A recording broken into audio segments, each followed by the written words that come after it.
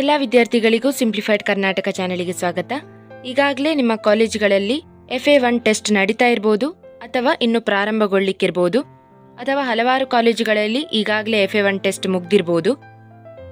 ನಿಮ್ಮ ಪರೀಕ್ಷೆಗೆ ಉಪಯೋಗವಾಗುವ ಹಾಗೆ ಈ ಕ್ವೆಶ್ಚನ್ ಪೇಪರ್ ಅನ್ನು ಅಪ್ಲೋಡ್ ಮಾಡ್ತಾ ಇದ್ದೇನೆ.